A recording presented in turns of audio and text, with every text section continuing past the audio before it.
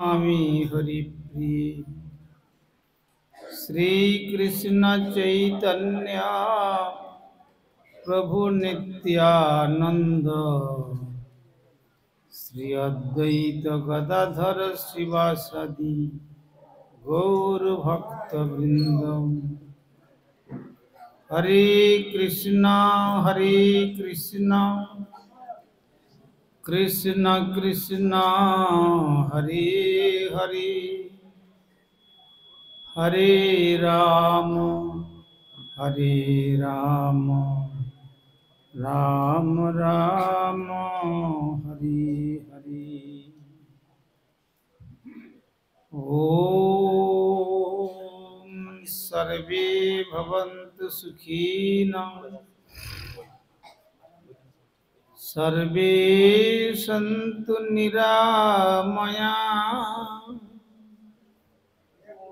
सर्वे भद्राणि पश्यन्तु मा कश्चित् दुःखभाग् भवेत्। हरि ओम शांति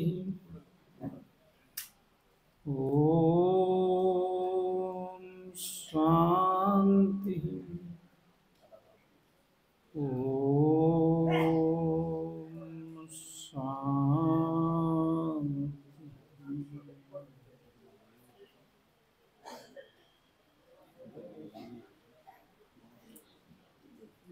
सर्वप्रथम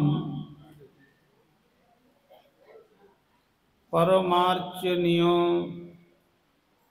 विश्ववंदित आचार्य भास्कर प्राच्य पाश्चात्य श्री चैतन्य महाप्रभुर प्रेम धर्मेर बाणीर निर्भीक प्रचारक प्रवर कलियुग पावनावतारी भुवन मंगल परम करुण श्रीमन महाप्रभुर अभिन्न श्री श्री नित्यानंद मूर्त प्रकाश मूर्ति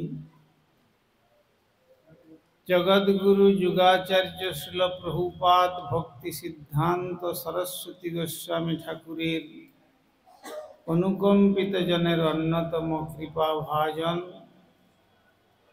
परमार्चनीय श्री गुरुपाद पद्म ओम विष्णुपाद परिव्राजकाचार्य वर्य त्रिदंडी स्वामी श्री श्रीमद् भक्ति कुमोद संत गोस्वामी ठाकुरेर रातुर चरणे संख्यातीत साष्टांग दंडवत प्रणति जानिए तार अहेतुकी कृपा आशीर्वाद प्रार्थना करें। तदनंतर श्री देवानंद गौड़ीय मठेर प्राण पुरुष तथा प्रतिष्ठाता अभिन्न श्री गुरुपाद पद्म श्री श्रीमद् भक्ति प्रज्ञान केशव गोस्वामी ठाकुरेर पाद पद्मे अनुरूप दंडवत प्रणति जानिए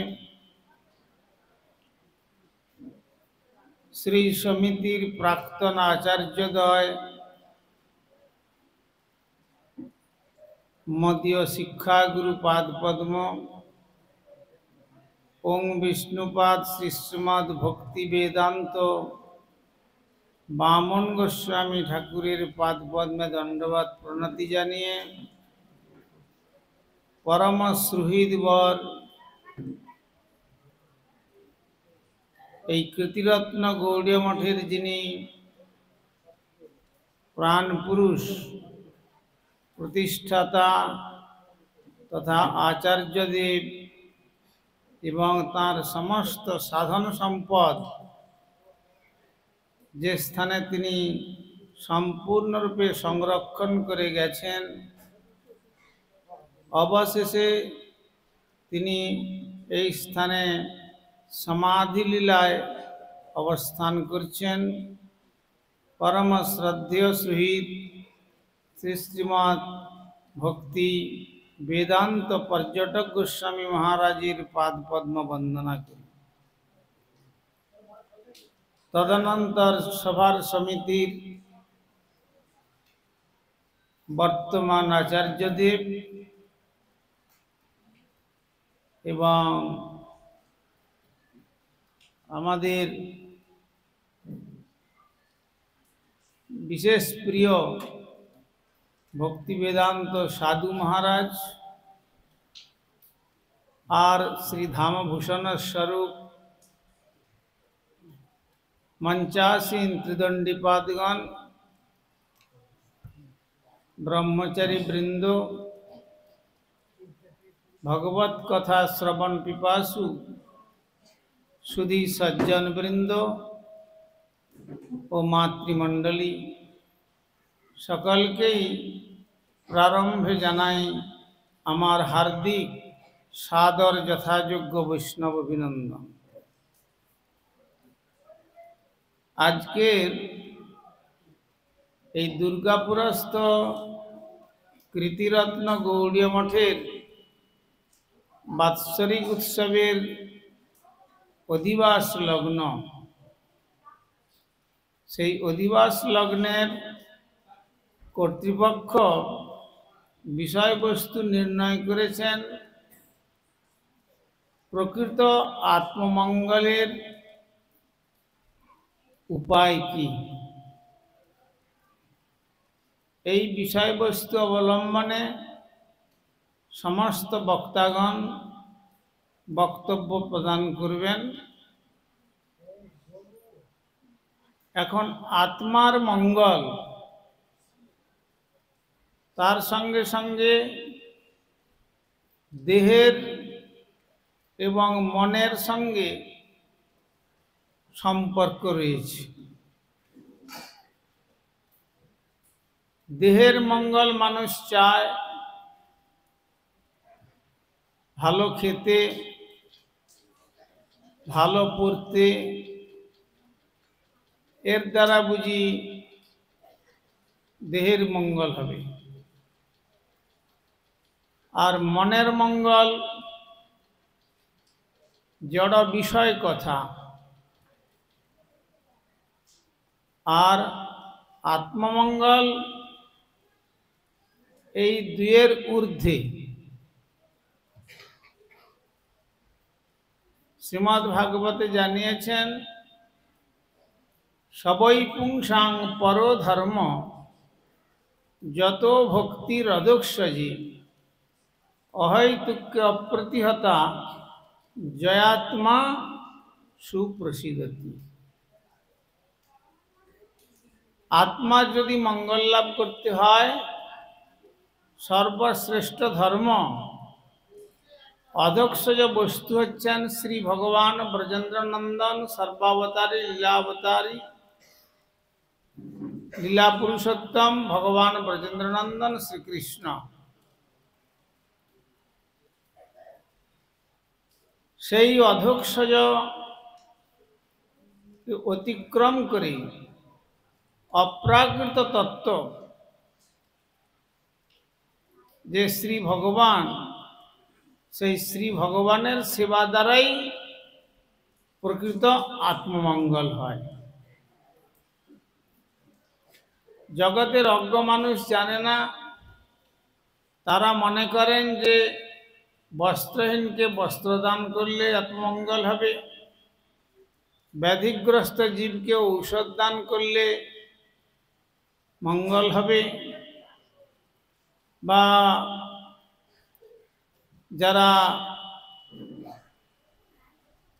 যাদের দেখার কেউ নাই তাদের জন্য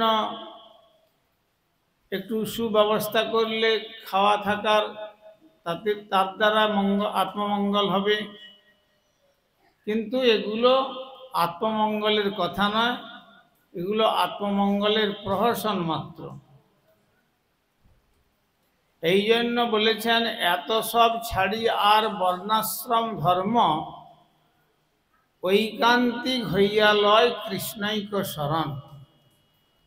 এ সমস্ত ধর্মকে পরিত্যাগ করে ঐকান্তিকতার সহিত যদি ভগবান শ্রীকৃষ্ণচন্দ্রের চরণে শরণাপন্ন হওয়া যায়, তাহলে জীবের আত্মমঙ্গল হয়। আর ভগবান শ্রীকৃষ্ণের চরণে শরণাপন্ন হতে গেলে তাহলে তাকে কিভাবে খুশি করা যাবে? ভগবান বলছেন, যারা আমাকে খুশি করতে চায় তারা আমাকে খুশি করতে পারবে না। যারা আমার ভক্ত বলে পরিচয় দেয় তারা আমার ভক্ত হতে পারবে না।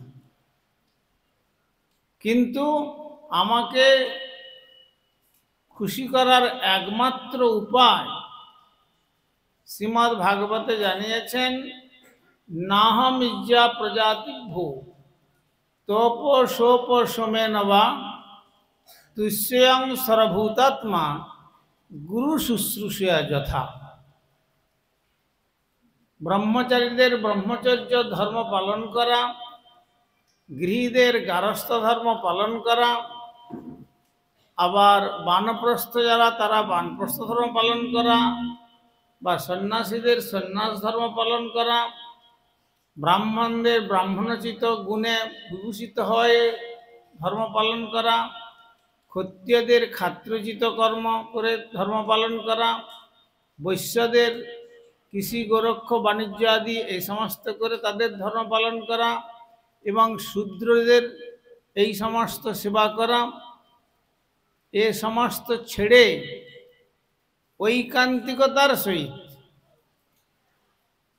যদি ভগবান শ্রীকৃষ্ণচন্দ্রের সেবা করতে হয়, তাহলে কৃষ্ণচন্দ্রকে সুখী করবার জন্য এই সব ধর্ম প্রতিপালন করলে কৃষ্ণ সুখী হবেন না। তাহলে কিসের দ্বারা সুখী হন?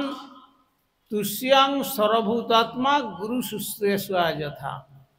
যিনি সর্বান্তর্যামী, সকলের অন্তর্যামীর উপরে রয়েছেন, যিনি থাকার জন্য আমাদের চোখ দেখতে পাচ্ছে, কান শুনতে পাচ্ছে, নাক ঘ্রাণ নিতে পাচ্ছে, জিহ্বা আস্বাদন করতে পাচ্ছে, হাত তার ভগবানের সেবায় লাগছে, পা ভগবানের শ্রীমন্দির পরিক্রমায় লাগছে। যখন মনে হলো যে দুর্গাপুরে আজ বাৎসরিক উৎসব, অধিবাস উৎসব যাব, দেখুন তখন সকাল থেকে মন শুনে বলছে আমার ঘরের কাজগুলো শেষ করে দিয়ে যে কোনো প্রকারে যেতে হবে। তখন মন যখন এই চিন্তা করলো, তখন বুদ্ধি বলছে আমি তোমাকে বুদ্ধি দিয়ে দেবো কিভাবে তুমি ঠিক সময় পৌঁছতে পারবে। চোখ বলছে আমি তোমাকে পথ দেখিয়ে দেব। দেখুন, আচ্ছা, কান বলছে দেখো কখন আরম্ভ হবে না হবে আমি ঠিক শুনে তোমাকে জানিয়ে দেব। তারপরে পা বলছে আমি তোমাকে ঠিক পথে নিয়ে হাঁটিয়ে নিয়ে চলে যাব। আর হাত বলছে ওখানে গিয়ে দেখবো যে কি সেবা করা যায়। যখন দেখছে যে এখানে এসে ভক্তরা সব উদ্দণ্ড নৃত্য করছে, দুবাহু তুলে নিতাই গৌর সুন্দরের নাম কীর্তন করছে, আর পা নাচছে, তখন পা বলছে, তার পা বলছে আমিও একটু নাচি। তখন হাত বলছে আমি কেন এমনি বসে থাকবো, আমিও তাহলে হাতে একটু করতাল দিয়ে বদন ভরে নিতাই গৌর সুন্দরের শ্রীনাম কীর্তন করি। তো এক অঙ্গের সঙ্গে এক অঙ্গের নিবিড় সংযোগ। তাই এসব জিনিসকে বিষয়েতে না লাগিয়ে অতএব মায়ামোহ ছাড়ি বুদ্ধিমান নিত্যতত্ত্ব কৃষ্ণ ভক্তি করুন সন্ধান। কৃষ্ণের ভক্তিটা কৃষ্ণেরই সম্পদ, কিন্তু সে ভক্তিটি তিনি নিজে দেন না। যেমন জগতে যার ধন আছে তিনি ধনবান, যার রূপ আছে তিনি রূপবান, যার জ্ঞান আছে তিনি জ্ঞানবান, তেমনি যার ভক্তি আছে তিনি হচ্ছেন ভক্ত। ভগবানের ভক্তি হলেও সেই ভগবানকে লাভ করবার জন্য ভক্তি শ্রী ভগবান তার ভক্তকে দিয়ে রেখেছেন। আর এই 84 লক্ষ জনি পরিভ্রমণ করে আত্মকল্যাণের জন্য কৃষ্ণ ভক্তি লাভ করতে গেলে সদ্গুরুর চরণাশ্রয় করে যদি আমরা শ্রী হরিভজন করতে পারি, সেই হরিভজনের দ্বারাই আমাদের প্রকৃত আত্মমঙ্গল হবে। তখন আমরা সকলেই বদন ভরে দুবাহু তুলে প্রেমানন্দে পরমানন্দে শ্রী শ্রী গৌর নিত্যানন্দের নাম প্রদত্ত যে নাম, সেই নাম করে আমাদের এই মনুষ্য জীবনকে ধন্য করতে পারব। তো আজ বড় আমাদের শুভ সৌভাগ্যের দিন।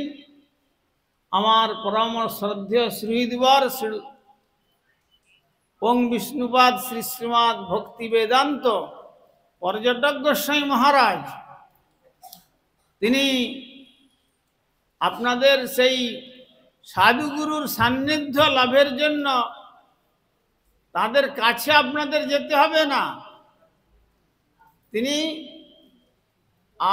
সমস্ত তীর্থকে, তিনি যখন ছিলেন জানেন কত মহাত্মাগণ আসতেন সব, তো এসে এই দুর্গাপুরের এই কীর্তিরত্ন গৌড়ীয় মঠটাকে তিনি অপ্রাকৃত শ্রীধাম বৃন্দাবন রচনা করে দিয়ে গেছেন। অতএব এ যেন একবারে গঙ্গাকে আপনাদের দরজায় নিয়ে এসছে, সাধুসঙ্গরূপী গঙ্গা, চলমান গঙ্গা। আর সেই সাধুসঙ্গরূপী চলমান গঙ্গায় যদি শ্রীকৃষ্ণ নাম সংকীর্তন করতে করতে নামামৃতে ডুবুদান করতে পারেন, তাহলে প্রকৃতপক্ষে আমাদের আত্মকল্যাণ সাধিত হবে। তখন আর দেহের জন্য চিন্তা করবে না, মনের জন্য চিন্তা করবে না, বুদ্ধির চিন্তা করবে না, আত্মীয়জনের চিন্তা করবে না, সমস্ত কিছু পরিত্যাগ করে ভগবানের চরণে শরণাগত হতে পারবে। এই জন্য ভগবান কুরুক্ষেত্রের রণাঙ্গনে দাঁড়িয়ে তিনি বলছেন, সর্বধর্মান পরিত্যজ্য মাম একম শরণং ব্রজ, অহং ত্বং সর্বপাপেভ্যো মোক্ষয়িষ্যামি মা শুচ। তুমি জগতের যত কথা ধর্ম নামে চলে, আত্মধর্ম বলে জগতের যত কথা চলে, শ্রীমদ্ ভাগবত কহে তাহা পরিপূর্ণ ছলে। অর্থাৎ ছল ধর্ম, বঞ্চনা করবার ধর্ম, অবিদ্যাগ্রস্ত ধর্ম, অজ্ঞানের ধর্ম, বর্ণের ধর্ম, আশ্রমের ধর্ম সব পরিত্যাগ করে এই ভাগবত ধর্ম অনুশীলনের জন্য সদ্গুরুর চরণাশ্রয় করে আপনারা সকলে হরিভজন করুন। সেই হরিভজনের একটাই মন্ত্র, হরে কৃষ্ণ কৃষ্ণ কৃষ্ণ হরে হরে, হরে রাম রাম রাম হরে হরে। তার দ্বারা আমাদের পরম মঙ্গল সাধিত হবে। তাই আমাকে বিশেষ এই শ্রীমঠের একজন অন্যতম প্রচারক বর, শ্রীমৎ অত্যন্ত এক জায়গায় আমরা বহুবার প্রচার প্রসারে গিয়েছি, তিনি আমাকে খুব স্নেহ করেন। শ্রীমৎ ভক্তি বেদান্ত সাধু মহারাজজি তিনি আমাকে আদেশ করলেন যে প্রারম্ভিক ভাষণ একটু আপনি দিয়ে তারপরে পরপর বক্তাদের বলবেন। তাই আমি তার চরণে বিনম্র দণ্ডবোধ প্রণতি জানিয়ে আমার এই প্রারম্ভিক ভাষণ এখানে সমাপ্ত করলাম। এখন কাকে দেবেন না দেবেন শ্রীল মহারাজের চরণে নিবেদন রাখি। হরে কৃষ্ণ। আমরা এতক্ষণ যাবৎ এই সভার যিনি সভাপতির আসন অবস্থিত হয়েছে পরিব্রাজক আচার্য ওং বিষ্ণুপাদ শ্রীমৎ ভক্তিবিচার ভারতী গোস্বামী মহারাজের নিকট আমাদের পারমার্থিক কল্যাণ লাভে যে উপায় সেই সম্পর্কে তিনি